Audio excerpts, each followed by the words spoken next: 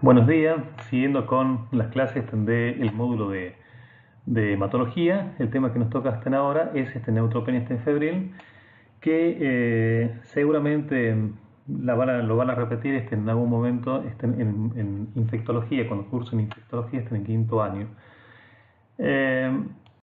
Bueno, el diagrama de la clase va a ser el siguiente. Primero voy a hablar del concepto, de lo que es la definición de neutropenia, que es importante. Más precisamente definición de neutropenia febril. Vamos a ver cómo se evalúa el paciente con neutropenia febril, cómo se establece el riesgo de este paciente, cómo se inicia un tratamiento empírico para un paciente neutropénico febril. Vamos a hablar también un poquito de la profilaxis y finalmente de tratamiento. Bueno, en primera instancia es muy importante tener en cuenta que el paciente con neutropenia febril es considerado una emergencia infectológica. Y si ustedes se ponen a evaluar, es en todo comparable a otros tipos de emergencias médicas, como puede ser, por ejemplo, un accidente cerebrovascular isquémico, en el cual ustedes, como van a ver en el neuro, tienen una ventana terapéutica de 3 horas para aplicar los trombolíticos. O bien el infarto agudo de miocardio con elevación de supra ST, que ustedes también ya han cursado, que es una emergencia cardiológica y que se debe desobstruir la arteria, ¿no? Ya sea por angioplastía o bien por trombolítico. Bueno, precisamente el paciente que tiene una neutropenia febril es una emergencia infectológica porque hay que iniciar muy precozmente un tratamiento antibiótico, porque de lo contrario el paciente por cada hora o minuto que va pasando va aumentando la mortalidad, ¿no? Vale decir que el paciente que es neutropénico febril, si no se hace nada, conduce inexorablemente a la muerte, ¿no? No así, por ejemplo, un ACV o un infarto agudo de miocardio, para que ustedes se den cuenta. Es crítico reconocer la fiebre neutropénica tempranamente e iniciar la terapia antibacteriana sistémica empírica con prontitud para evitar la progresión a un síndrome de sepsis y posiblemente la muerte, ¿no? Esto es real, ya les estaba comentando. Y la terapia antibacteriana empírica debe iniciarse inmediatamente después de que se hayan obtenido los hemocultivos y antes de que se hayan completado otras investigaciones, ¿no? Esto significa, y esto es clave, porque nos está diciendo que la importancia de la toma de los hemocultivos no solamente está en el paciente neutropénico febril, sino en todo paciente que ingresa hasta en la guardia con un cuadro infeccioso, y más aún si está en febril, ¿no? Y que es tanto el apuro de iniciar el tratamiento antibiótico que muchas veces no hemos completado los estudios diagnósticos, por ejemplo, por imágenes, y ya estamos indicándole el antibiótico. Bueno, ¿cómo se define la fiebre en el paciente neutropénico febril? Ustedes tienen que tener en cuenta que si nosotros consideramos una curva con los desvíos estándar de las temperaturas que son normales en las personas, van a ver que la temperatura normal es de 36,8 más 0,4 o menos 0,4. Vale decir que el intervalo va desde 36,04 a 37,2 aproximadamente, ¿no? Eso significa que entre ese intervalo se encuentra el 95% de la población con esa temperatura normal. Vuelvo a repetir, por ejemplo, de 36,4 hasta 37,2, ¿no?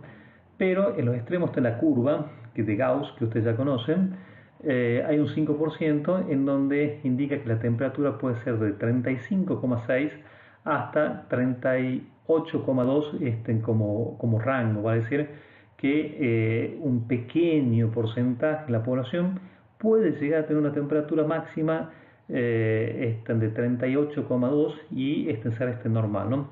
Por eso es que se considera este paciente neutropénico febril cuando tiene una temperatura que es oral única, siempre y cuando no tenga mucositis, de 38,3 grados centígrados, o bien cuando tenga una temperatura mayor de 38 grados sostenida durante un periodo de una hora, ¿no? Este es un concepto que tiene muchísima importancia. Bien, bueno, lo que tienen que tener en cuenta, lo que tienen también que tener en cuenta es que dónde se toma la temperatura. Bueno, la temperatura tienen que tener en cuenta que se la toma normalmente se la puede tomar a nivel axilar, a nivel rectal, a nivel de conducto auditivo externo con equipos que son infrarrojo o termometría. Y ustedes ya sabrán desde semiología que la temperatura, según estas localizaciones, desde semiología ya saben que puede variar y puede haber diferencia, ¿no? Por ejemplo, si un paciente está séptico, no está hipotenso, la temperatura corporal axilar puede ser un poquito menor. Si un paciente está con una mucositis, que es una inflamación de la mucosa, muy frecuente ver en el paciente post-quimioterapia, probablemente estemos sobreestimando la temperatura.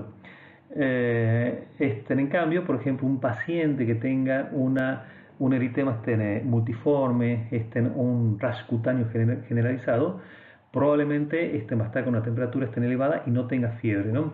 Entonces esos son conceptos que hay que tenerlos en cuenta. ¿Dónde se va a elegir para colocar en el termómetro?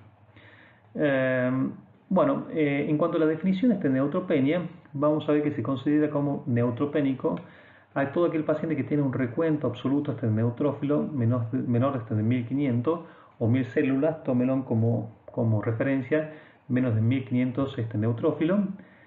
Y o bien se espera y se considera también neutropénico aquel paciente que tiene un recuento absoluto de neutrófilo menor de 500 células o recuento que se espera para disminuir a menos de 500 células en las próximas 48 horas, ¿no?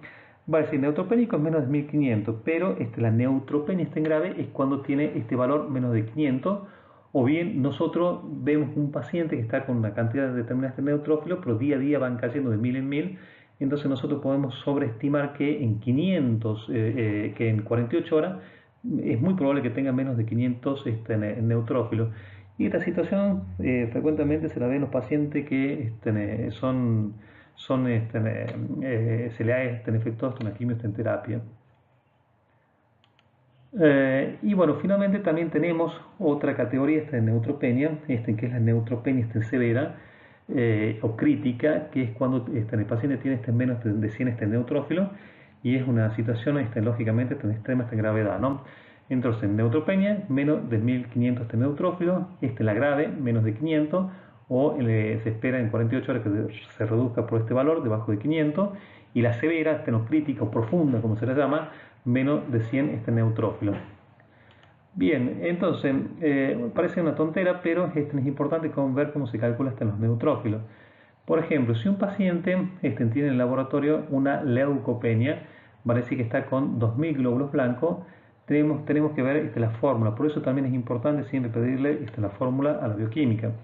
Entonces, esta fórmula, el paciente tiene 20 de neutrófilos y 70% de linfocitos, va a decir que está un poquito invertida. Entonces, si los 2000 glóbulos blancos que tiene este paciente son considerados en 100%, el 20% va a ser X, aplicamos una regla de 3 simple y nos da que este paciente tiene 400 neutrófilos, vale decir que tiene una neutropenia grave, ¿no? Y esa es la forma como se la calcula. Bien, vamos a hablar un poquito de los tipos de neutropenia, y en febril. Bueno, los pacientes que tienen neutropenia se pueden presentar diferentes escenarios, que ustedes lo van a ver en la práctica diaria, ¿no? Tenemos aquellos que tienen una infección documentada microbiológicamente, que tienen una fiebre neutropénica con un foco clínico de infección y un patógeno no estén asociado. Por ejemplo, ese está en el caso de un paciente que está con una neumonía y aislamos del hemocultivo un neumococo. Infección clínicamente documentada es aquel paciente que tiene una fiebre neutropénica con un enfoque clínico, por ejemplo celulitis, neumonía, pero sin el aislamiento de un patógeno asociado. Esto es frecuente ver en las infecciones de piel y partes blandas, donde por ejemplo el paciente puede tener una celulitis, una fascitis necrotizante, y no podemos documentar en el germen, ¿no? Esta es una situación, una de las más frecuentes, ¿no? Y finalmente tenemos una situación que quizás es la más frecuente en los pacientes neutropénicos, que es la fiebre inexplicada, en donde nosotros no encontramos ningún foco infeccioso y que es un problema, ¿no? Acá me detengo a comentarles que los pacientes que son inmunodeprimidos ustedes estén, por ejemplo, y que esté, por ejemplo, con la neumonía, muchas veces puede ser no evidenciable en la placa, porque no, como no tiene un sistema inmunológico tan activo, están leucopénicos, neutropénicos, no generan la reacción inflamatoria que permite que se produzca la condensación y por lo tanto que se vea la neumonía en la placa y que lógicamente se la pueda percibir en la semiología respiratoria, ¿no? Este es un concepto que tiene muchísima importancia. Ustedes van a ver cuando a alguien, ustedes sean residentes, por ejemplo, de clínica médica, le pregunte causas de neumonía con una placa de tórax normal, entonces tenemos esta situación: el paciente neutropénico, el paciente deshidratado y el paciente tan anciano que muchas veces puede no verse la neumonía inicialmente.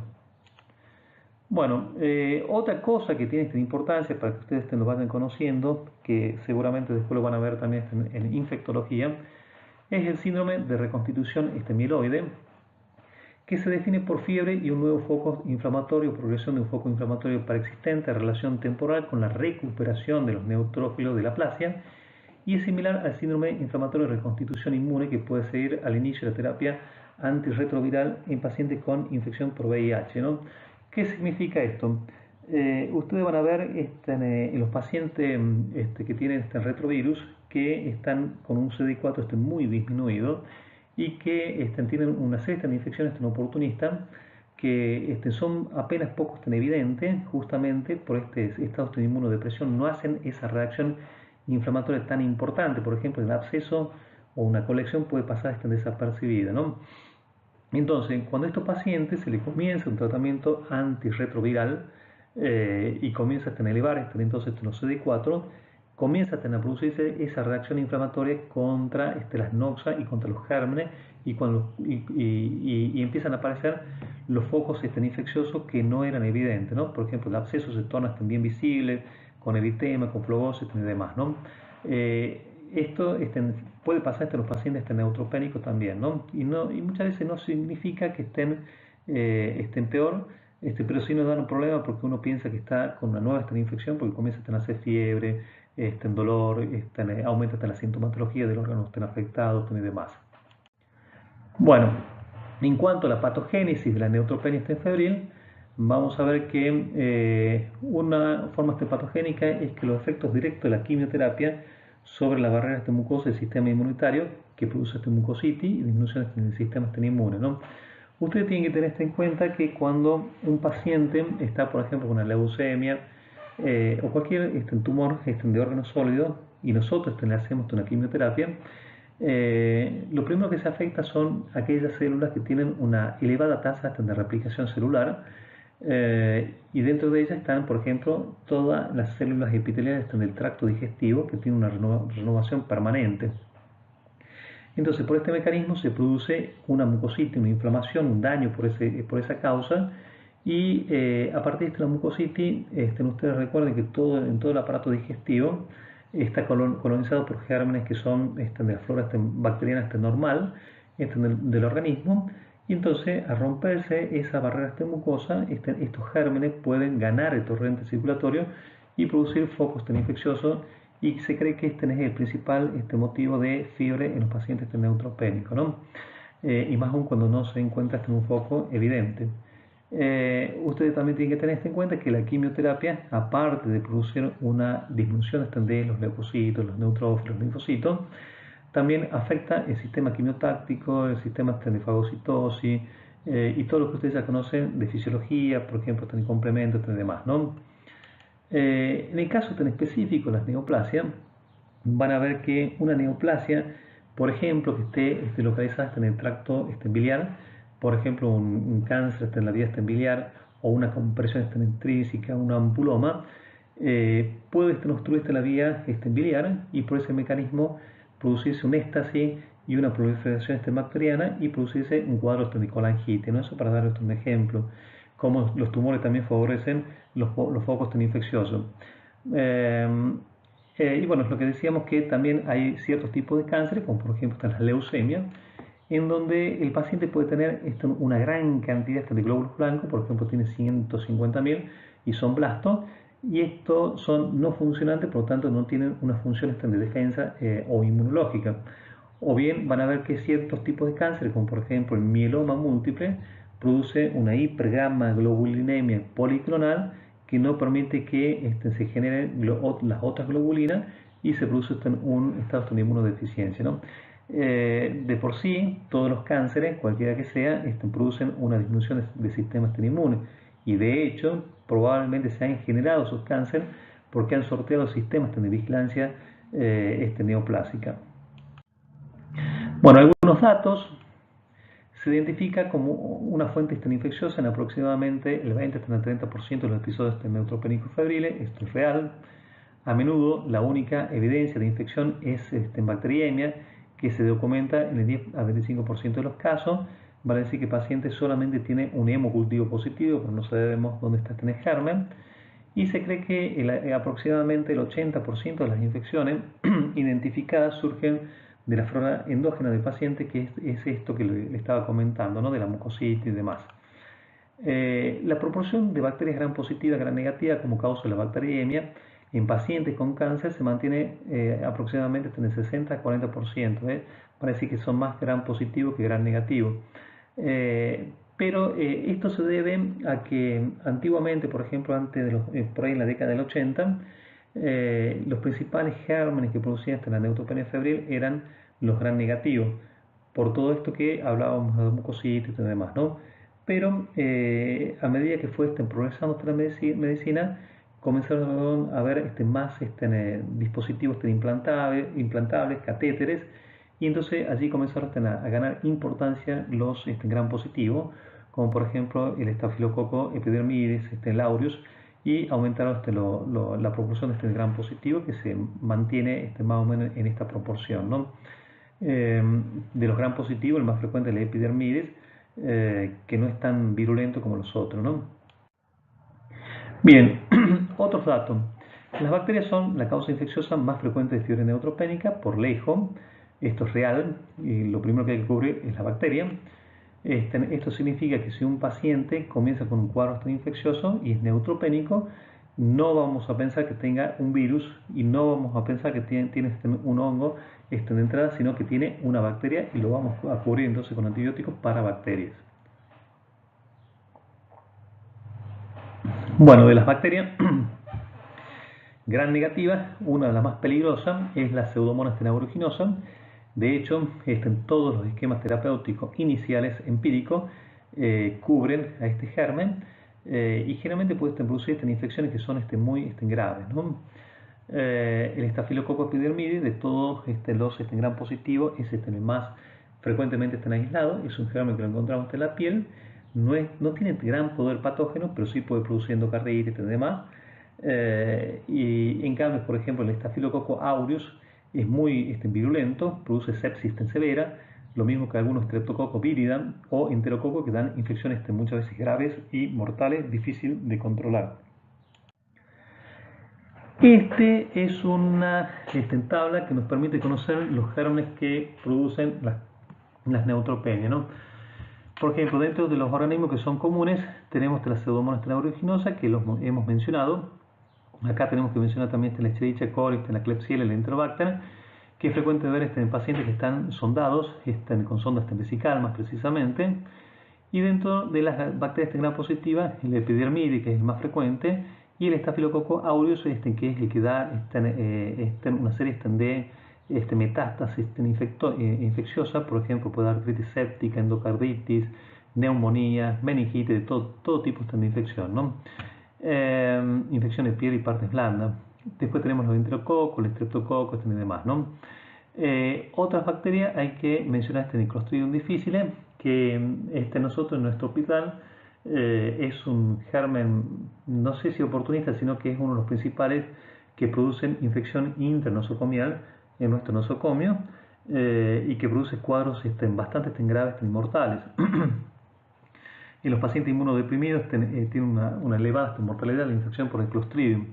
Dentro de los hongos mencionamos el aspergillus, la cándida. La cándida es muy frecuente, la candidiasis diseminada, y más aún en aquellos pacientes que están, por ejemplo, mucho tiempo con antibióticos, con catéteres centrales y más si son para la alimentación parenteral, suelen desarrollar candidiasis, ¿no?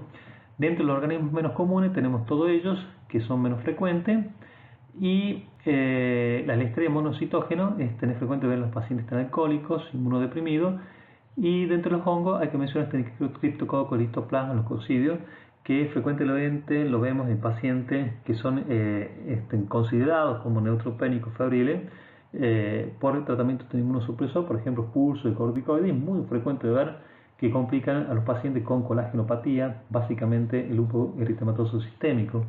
Y acá tenemos que mencionar también el Pneumocystis jirovecii, que de hecho no es tan considerado como un hongo, sino como una bacteria pequeña, y que nosotros cuando hacemos tratamiento de inmunosupresores para pacientes con cáncer o con lupus, lo cubrimos, ¿no?, con Bactrim forte. Dentro del bacilo tuberculoso también lo cubrimos con isoniazida. Y dentro de los virus hay que mencionar el virus del herpes simple, que es muy frecuente de ver en pacientes inmunodeprimidos. Entonces es importante ver la parte genital. Puede dar meningo encefalitis, neumonía, infecciones de piel y partes blandas, puede dar eritema multiforme, esofagitis y demás, ¿no? Mielitis transversa también puede producir el herpes simple. Y el varicela zoster es otro virus que nosotros lo vemos frecuentemente en pacientes neutropénicos o inmunodeprimidos por otras causas, como por ejemplo el HIV, en donde el herpes zóster se caracteriza porque va a comprometer más de una metámera, más de 2 metámeras, porque en general son lesiones que son necrohemorrágicas, extensas, necróticas, y muchas veces puede coexistir cuando hay una inmunosupresión importante con la reactivación de una varicela a partir de un herpes zóster. ¿Cómo nos damos cuenta de esta situación? Cuando un paciente tiene, por ejemplo, un herpes zóster y comienzan a aparecer en un sitio distante a la zona del herpes zóster, en otros sectores alejados, vesículas. Cuando estas vesículas nosotros las contabilizamos, son más de 20, se habla de una reactivación de una vieja varicela zóster. Tampoco hay que olvidar la influenza, que tiene una elevada mortalidad en estos pacientes. Y acá hay otro germen que es el Strongyloides stercolaris, que es muy frecuente de ver. Ustedes recuerden que hay una infección que produce inmunodepresión, que es el HTLV, y que frecuentemente se asocia con el linfoma T cutáneo. Y nosotros, estos pacientes que son tipos de linfomas que hay que hacerle una inmunosupresión muy severa, siempre tenemos que hacerle previamente el tratamiento, búsqueda del estrongiloide, y por más que no lo tenga, hacemos un tratamiento con ivermectina, porque si se inmunodeprime y después prolifera el estrongiloide, puede hacer una estrongilodiasis diseminada, no invasiva, que tiene una elevada mortalidad. Esto es un hecho muy frecuente y hay que tenerlo en cuenta, y más aún las personas del norte de Salta. Bueno, manejo del paciente neutropénico febril. Entonces vuelvo a poner este slide que habla del paciente con neutropenia febril, que ya lo conocen, para recordarles la importancia de esto. Les voy a comentar cómo es la evaluación inicial del paciente con neutropenia. En primera instancia hay que efectuar una anamnesis correcta, que hay que hacerlo por lo menos en menos de 10 minutos, un examen físico que hay que hacerlo en menos de 18 o 20 minutos, y los métodos complementarios al minuto 30. Bueno, en cuanto a la anamnesis, hay que tener en cuenta los antecedentes oncológicos, que siempre se lo dice el paciente, las vacunaciones, principalmente la vacuna contra la gripe, la vacuna contra el neumococo, que es la Neumo 23 y la Prevenar 13, alergia a medicamentos, las comorbilidades tienen muchísima importancia porque lo pueden categorizar en la paciente como de alto riesgo. Infecciones previas, muchas veces los pacientes saben que están colonizados por algún germen, que tienen un aspergilo o una pseudomonas en la orina. La medicación habitual para ver las interacciones, si ha recibido una administración de profilaxis. También tiene importancia la fecha del último ciclo de quimioterapia, si ha utilizado factores estimulantes de colonia, que ya vamos a hablar después, de síntomas atenuados no ausentes, familiares con procesos infecciosos, y viajes recientes. Cuando uno habla de viajes recientes, debe tener esto en cuenta cuando han viajado, por ejemplo, al norte, en donde hay mucho dengue, chikungunya, antivirus y demás, ¿no? En cuanto está el examen físico, nosotros empezamos a hacer una primera evaluación que es muy rápida, en donde se evalúa los órganos que frecuentemente evaluamos con mayor exactitud al inicio. Pero es importante después en una evaluación secundaria, en una evaluación sucesiva, revisar completamente la paciente, ¿no? Es decir, piel y mucosa, toda la piel y mucosa, porque muchas veces estos pacientes pueden tener un absceso glúteo por inyecciones, por ejemplo, en el glúteo. Los sitios de catéter es muy importante, o drenaje, porque puede haber una infección del túnel de este catéter. Los sitios de biopsia o de cirugía o de aspiración de médula ósea, en donde pueden infectarse por algún germen de la piel, por ejemplo, estafilococo. Y nunca deben de olvidarse de revisar los dientes, la orofaringe, la superficie gingival, los senos, los pulmones, el área genital y perianal, ¿no?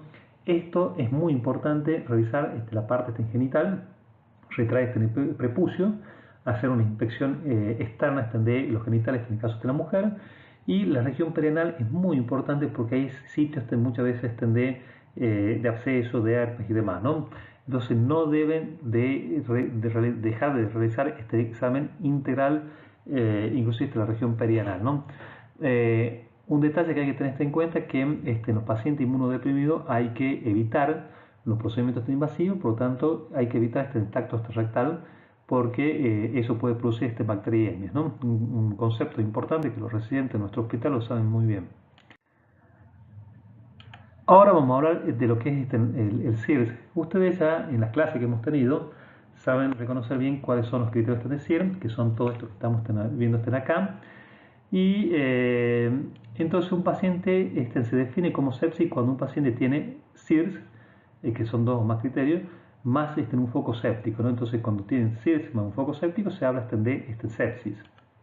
Y se habla de sepsis severa cuando el paciente se acompaña de compromisos de algún órgano. Por ejemplo, comienza a tener alteraciones sensorios, se comienza a tener a hipotensar, comienza con hipoxemia o una alteración hematológica, como por ejemplo trombocitopenia o fallas renales y demás, ¿no? Y se habla de shock séptico cuando el paciente tiene una hipotensión sostenida, menos de 90 milímetros de mercurio en la sistólica, pese a que se lo ha expandido con fluidos, y en esos casos tenemos que usar inotrópico positivo, como por ejemplo la noradrenalina, ¿no? Entonces son conceptos tan importantes que después lo van a ver también en infectología en el capítulo de sepsis. Entonces, ¿cómo es la evaluación del paciente cuando llega hasta la guardia, ¿no? En primera instancia quiero comentarles que en países más desarrollados y que cuentan con centros oncológicos bien organizados, ellos saben que a los pacientes que se le hace, por ejemplo, una quimioterapia, porque tienen en hospital de día, donde no quedan internados, tienen un sistema de comunicación con las guardias de emergencia, en donde ellos les dicen que estén atentos si va a llegar tal paciente porque se le ha efectuado una quimioterapia.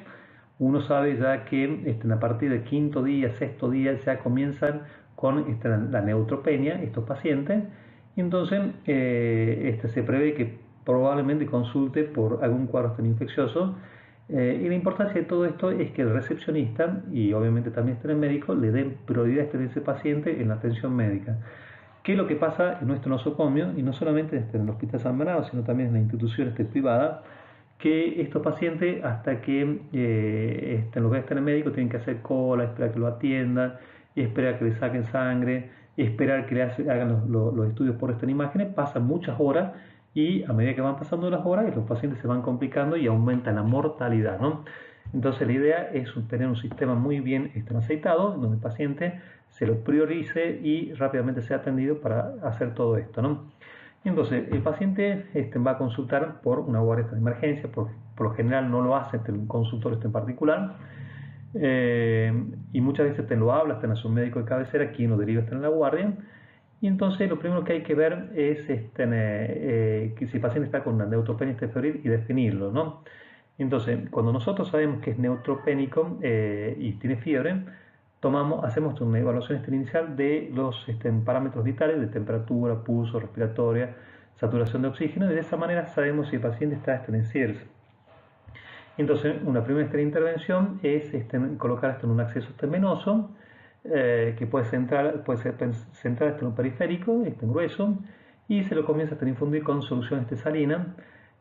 Al mismo tiempo se obtiene cultivo de sangre, para decir hemocultivo. Estos hemocultivos deben ser dos, tiene que ser más o menos unos 20 centímetros. Si tiene un catéter central, se lo puede hacer de la vía central, y luego otro periférico, y también se le toma urocultivo. Lógicamente, los cultivos se van a hacer de sitio que nosotros consideremos. Por ejemplo, si está con un cuadro respiratorio, lo llamaremos al kinesiólogo para que le tome una muestra de cultivos de esputo, ¿no? Los cultivos de esputo se piden de la siguiente manera: se pide cultivo de esputo para gérmenes comunes, para VAR quiere decir bacilo alcohol-ácido resistente, y se pide un directo para VAR y cultivo para VAR, y finalmente un micológico en el esputo, ¿no? Cuando uno habla de gérmenes comunes, hace referencia a neumococo, estafilococo y demás, ¿no? Aparte de eso, de los hemocultivos, al paciente se le pide un laboratorio de rutina, o lo que se considere que sea necesario, ¿no? Todo esto se hace en menos de 15 minutos, y de hecho se lo puede hacer en el sistema de triage. Nosotros tenemos un triage en la guardia de San Bernardo, y luego se procede a evaluar mediante el examen físico si el paciente está con signos de una sepsis severa, por ejemplo, que está hipoxémico, hipotenso y demás, ¿no? Entonces, si el paciente está con signos de una sepsis grave, lo comenzamos a expandir un poquito más, le comenzamos a dar oxígeno, y comenzamos inmediatamente con antibióticos empíricos, que ya vamos a ver cuáles son, y generalmente estos pacientes pasan a una unidad de cuidados intensivos, te parece que queda internado, ¿no?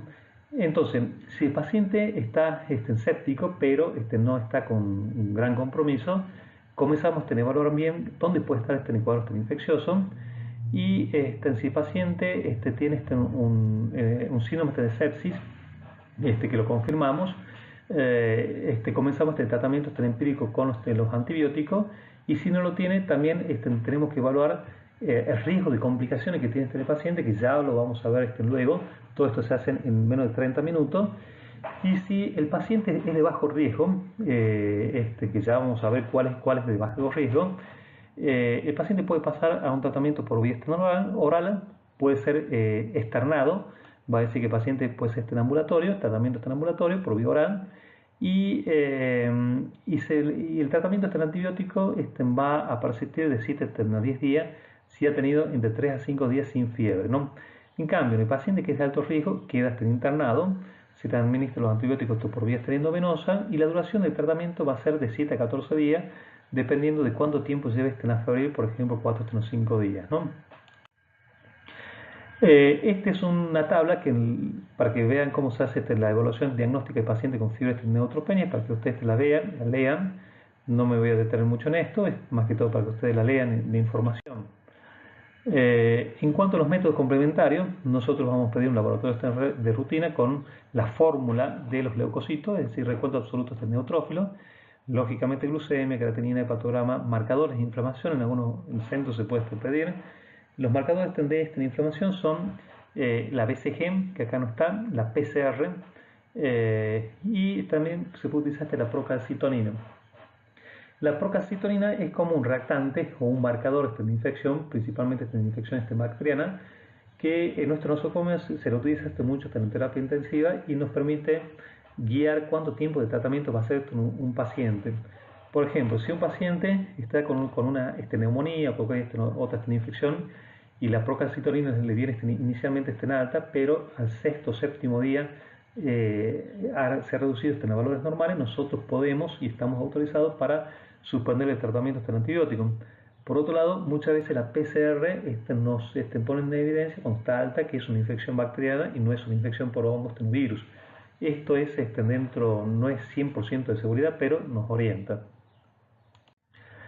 En cuanto a los métodos complementarios, entonces en sangre, el hemocultivo, el retrocultivo, que es a partir del catéter central, También se puede cultivar cuando nosotros sospechamos que tiene una infección en el catéter. Se extrae el catéter, lógicamente, se corta la punta del catéter, se lo pone en un tubo de ensayo con en medio de cultivo y se lo cultiva, ¿no? También, lógicamente, se puede producir serología para micosis profunda y en la orina se pide urocultivo. A nivel fecal podemos hacer coprocultivo, que es para las bacterias, o bien coproparasitológico. En los coprocultivos muchas veces salen la salmonela. Y en los coproparasitológicos hay que pedirles que nos busquen el estrongiloide.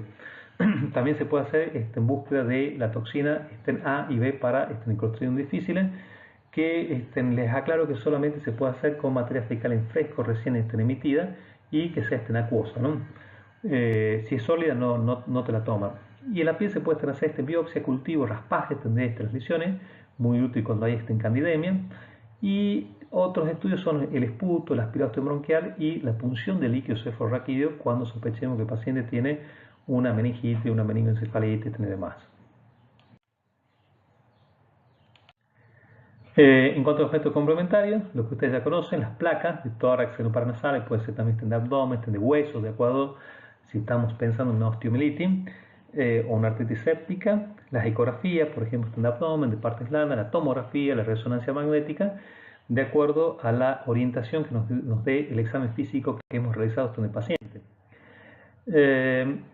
Esto es una tabla que nos permite saber los pacientes con fiebres neutropénicas inducidas por la quimioterapia y con alto riesgo de complicaciones. Estos pacientes que van a ser de alto riesgo de complicaciones son aquellos que tengan cualquiera de estos elementos.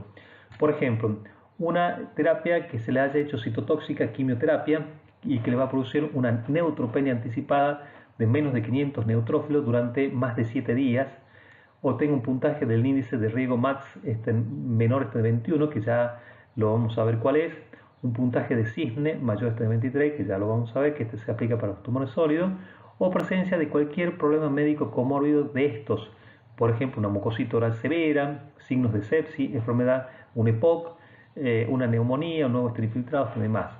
O bien que el paciente haya usado alemtuzumab en los últimos meses, después leanlo bien, o que tenga un cáncer no controlado progresivo, o que tenga compromiso de la función hepática o de la función renal, vale decir, insuficiencia hepática renal. Entonces, si un paciente tiene una neutropenia febril y tiene cualquiera de estos criterios, se lo considera como de alto riesgo de complicaciones y, como vamos a ver luego, se lo interna y se le aplica tratamiento endovenoso con los antibióticos que luego vamos a ver. Esto que hablábamos de en la calculadora, que ustedes lo pueden tener en las aplicaciones de los celulares, que es el MASH menos de 21, quiere decir que está peor. Y esta es el score de Cisne para pacientes con cánceres oncológicos sólidos, que cuanto más alto es peor. Entonces tienes que tener en cuenta el performance status. Se ha tenido hiperglucemia asociada al estrés. Esta hiperglucemia asociada al estrés, les comento así como información, que la vemos muy frecuentemente en los pacientes con COVID, en donde el COVID genera un grado de estrés que produce hiperglucemia y que agrava la hiperglucemia inducida por los corticoides, ¿no? Que es bastante difícil este manejo.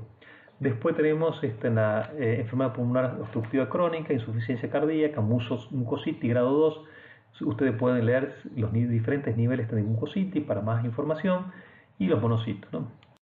Entonces, se considera pacientes de bajo riesgo aquellos pacientes que se espera que sean neutropénicos, con un recuento absoluto de neutrófilos menos de 500 células durante menos de 7 días, y que tengan un puntaje de MASH mayor de 21, o un puntaje de Cisne de 0 en el momento de la evaluación, y que no tienen comorbilidades o evidencia de disfunción hepática o renal significativa. Entonces, estos son pacientes de bajo riesgo, y la mayoría de los pacientes que tienen tumores sólidos son pacientes de bajo riesgo, porque la quimioterapia que se hace no es tan destructiva y tan citotóxica para la médula ósea, ¿no? Y los pacientes de alto riesgo son, por lo general, pacientes con cáncer hematológico, que se le va a hacer una supresión completa y una destrucción completa de todas las células de la médula ósea, porque, por ejemplo, se le va a hacer un trasplante de médula ósea, y se espera que sean severamente neutropénicos, menos de 500, durante más de 100 días, un puntaje de más o menos de 21 o de 100 mayor de 3, ¿no?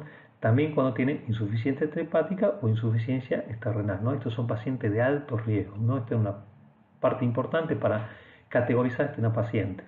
Les comento que nosotros muchas veces vemos pacientes en la guardia que vienen a la consulta y muchas veces son pacientes de bajo riesgo, así que evitamos de internarlo para evitar las infecciones internosocomiales y muchas veces los cultivamos en un ratito en la guardia, le iniciamos tratamiento empírico y lo mandamos a la casa, siempre y cuando cumpla con los criterios de bajo riesgo y no esté mal el paciente, ¿no? Estratificación del riesgo. ¿Por qué es importante cuánto dura la neutropenia? Esto es importante. ¿Cuánto dura? Esto es lógico.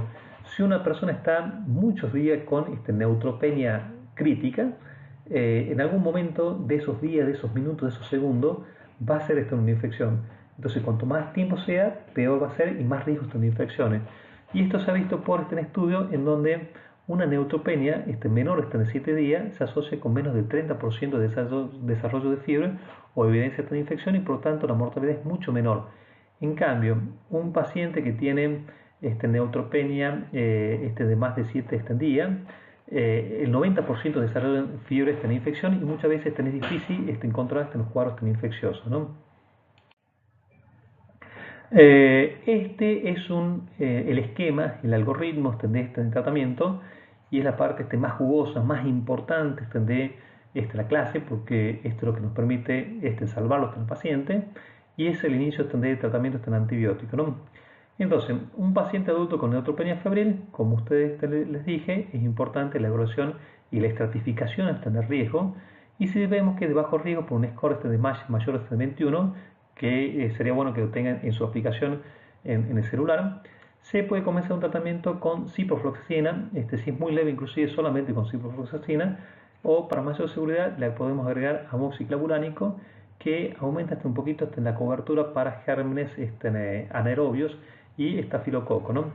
La ciprofloxacina tiene una buena cobertura para la pseudomonas en los tratamientos que son ambulatorios y se puede hacer un régimen único con levofloxacina 750 miligramos, que esa dosis cubre bien también el estáfilo y la pseudomonas, ¿no?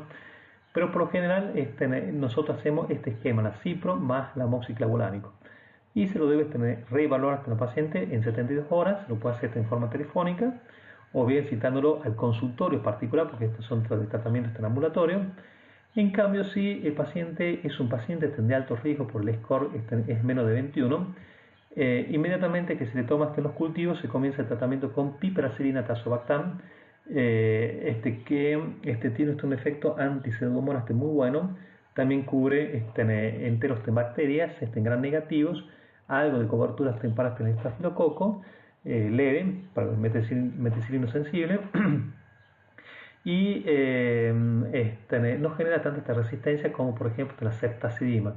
La ceftazidima es un esquema que se utilizaba mucho en el paciente internosocomial neutropénico, pero una dosis de 2 gramos cada 8 horas, pero se vio que aumentaba mucho la resistencia bacteriana la pseudomonas y era un medicamento que era muy efectivo para la pseudomonas, pero no así para los otros gérmenes. Para decir que tenía un espectro un poquito más reducido, por ejemplo, para las enterobacterias o gérmenes gram negativos, ¿no? Entonces, este concepto es muy importante. Tenemos otros medicamentos que son efectivos para la pseudomonas cuando son multiresistentes, es el meropenem o el imipen, ¿no? Cuando el paciente tiene algunos de estos elementos, estas variables más precisamente, debemos agregar vancomicina. Por ejemplo, una infección de catéter, una infección de piel y partes blandas, el paciente tiene una neumonía severa, en varios focos, obtiene signos, un shock séptico, es una indicación de entrada de usar vancomicina más piperacilina, porque la vancomicina, todo paciente que esté séptico con hipotenso, debemos sospechar en un estafilococo, ¿no? Es un concepto tan importante. Entonces, en ese caso, vamos a usar la vancomicina que tiene una muy buena cobertura para el estafilococo, inclusive los resistentes, y también para el enterococo, demás y el neumococo. Otro germen que tiene, que es activo contra el estafilococo es la daptomicina y el linezolid. Bueno, cuando los pacientes están bastante comprometidos con una sepsis grave y están hipotensos, se puede agregar amicacina. La amicacina, como ustedes sabrán, es un aminoglucósido y nosotros preferimos darla en una sola dosis. Por ejemplo, la damos, por ejemplo, un gramo diluido en 200 centímetros de solución fisiológica y lo damos para que pasen una hora, una vez por día, ¿no? De esa manera evitamos los picos de dosis de los aminoglucósidos, que son los que justamente generan el daño renal fundamentalmente o la ototoxicidad, ¿no? Esto solamente se puede hacer en circunstancias porque en un paciente con endocarditis no se puede dar la dosis única, sino que tiene que ser dividida, ¿no? Bien, entonces, ¿cómo se lo evalúa en el paciente neutropénico febril cuando se inicia un tratamiento empírico? De la siguiente forma, ¿no? Este es un cuadrito, un poquito engorroso, pero para que ustedes lo lean, básicamente es importante tener en cuenta que el paciente mientras esté neutropénico debe continuar los tratamientos antibióticos, y cuando los neutrófilos, se lo voy resumiendo, aumentan más de 500, ya el paciente tiene una línea defensiva propia. Por lo tanto, se puede ir pensando ya en ir cortando el tratamiento antibiótico, ¿no? Hay muchas circunstancias en las cuales el paciente, a pesar de los tratamientos tan efectivos contra los antibióticos, persiste febriles. Entonces en esos pacientes hay que reevaluarlo y ser un poquito más invasivo en cuanto a las imágenes: resonancia magnética, cultivo de líquido cefalorraquídeo, cultivo de todo lo que sea sospechoso, y cambiar muchas veces la cobertura de antibiótico a antibióticos más amplios en espectro, e inclusive ir pensando en la posibilidad de que el paciente tenga algún hongo, ¿no? Y más aún cuando han pasado más tiempo. Bueno, en cuanto a la profilaxis, vamos a ver que la profilaxis, se los comento, se sugiere profilaxis con fluorquinolona para pacientes neutropénicos de alto riesgo. Van a decir pacientes que tienen, por ejemplo, una leucemia y le vamos a hacer una quimioterapia, lo podemos dejar con profilaxis con fluorquinolona. Pacientes que anticipan tener menos de 500 neutrófilos por más de 7 días y que no tienen contraindicación para recibir una fluorquinolona, es una evidencia de grado 2A, ¿no? También los pacientes de alto riesgo que van a recibir quimioterapia para trasplante de células hematopoyéticas, que es lo que mencionábamos, y lo que se utiliza, la levofloxacina o la ciprofloxacina, la levofloxacina principalmente en esta dosis, ¿no? Que es una dosis oral única. También hay pacientes seleccionados de riesgo intermedio cuyos regímenes de tratamiento generalmente resultan de 7 a 10 días de neutropenia, receptores de trasplante autólogo de médula ósea, pacientes con linfoma, leucemia linfocítica crónica o mieloma múltiple, pacientes que reciben una análogo purina, que es optativo en este caso, ¿no? También se recomienda no agregar un agente antibacteriano profiláctico con actividad específica contra organismos gram positivos. Esto es importante. La profilaxis se la hace contra los gérmenes gram negativos, no con los gérmenes gram positivos. Para la mayoría de los pacientes que tienen tumores sólidos, el grado de depresión inmunológica no es tan importante, por lo tanto no se debe usar profilaxis. La profilaxis antifúngica basada en biomarcadores o imágenes fluconazol, por ejemplo, en caso de pacientes que tengan alguna micosis profunda. Se recomienda profilaxis antiviral con aciclovir o valaciclovir en pacientes que tienen una serología positiva para el herpes simple y que se someten a un trasplante de células hematopoyéticas por lo que puede producir el herpes librado a su azar, ¿no? También en los pacientes con virus varicela zoster, y los pacientes que tienen hepatitis D y que tienen un antígeno positivo de superficie, o tienen una PCR viral, o que tienen un anticuerpo contra el antígeno S, pero sigue presente el antígeno S, se debe hacer profilaxis se debe hacer tratamiento para hepatitis B, ¿no? Lo que se utiliza entonces es el entecavir o el tenofovir. Bueno, esto para que ustedes se den cuenta que la infección por el virus de hepatitis B, que ya lo vimos en el módulo de gastroenterología, nunca se va, nunca se cura, siempre está presente en el ADN viral, y muchas veces los pacientes que van a ser sometidos a una inmunodepresión muy severa, como en el caso de los trasplantes de médula ósea, hay que hacer un tratamiento para el virus. Otra forma de profilaxis que es entre profilaxis y tratamiento es el uso de los factores estimulantes de colonias. Los factores estimulantes de colonia, como por ejemplo figastril, se aplica en forma subcutánea, y la indicación es un paciente que esté neutropénico, con fiebre, y se da en conjunto con los antibióticos, ¿no?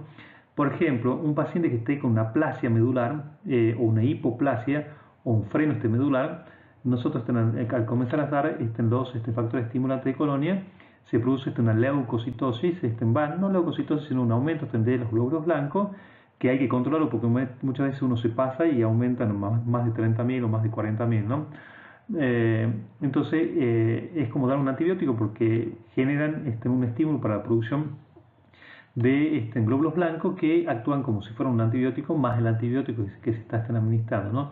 Esto es una parte muy importante que nosotros teníamos antes en la caja de emergencia de la residencia para los pacientes neutropénicos, los factores estimulantes de colonia, ¿no? Entonces la indicación solamente con fiebre. Si están, por ejemplo, leucopénicos pero sin fiebre, no se los administran. Después tenemos la vacuna, que ustedes ya sabrán qué tipo de vacunas se pueden dar en los pacientes inmunodeprimidos, evitar a los virus atenuados o gérmenes atenuados, y las medidas generales que ustedes ya la deben ir sabiendo. Bueno, finalmente este es un caso clínico para que ustedes lo evalúen. Se trata de una paciente de 73 años con antecedentes de hipotiroidismo, en tratamiento con T4, 75 microgramos día, consulta por dolor en brazo izquierdo de 3 meses de evolución. Tiene una tomografía y una resonancia magnética que muestra una imagen neoproliferativa en un tercio proximal. El diagnóstico es de un angiosarcoma y se procede a realizar 5 ciclos de estos quimioterápicos.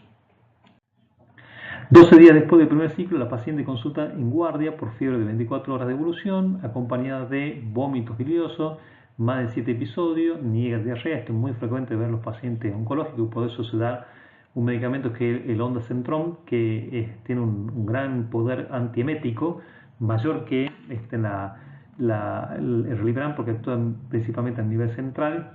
Y al examen físico, esta paciente está lúcida, con lesiones blanquecinas en cavidad oral, que seguramente tenés una candidiasis, temperatura de 38,8 grados centígrados, TA 110-60, frecuencia cardíaca 110 por minuto, no se escuchan soplo, frecuencia respiratoria de 20, pulmones claros, abdomen con ruido hidroaéreo positivo, levemente doloroso en epigastrio. Y el jefe de guardia de los días jueves en la revista de sala autoriza un hemograma y firma el pase a sala clínica médica. 2 horas después llega un laboratorio que informa glóbulos blancos 450, hemoglobina de 11, plaqueta de 123. ¿Cuál es su conducta? Entonces eso es para que ustedes lo contesten en el foro. Muchas gracias, eso sería todo.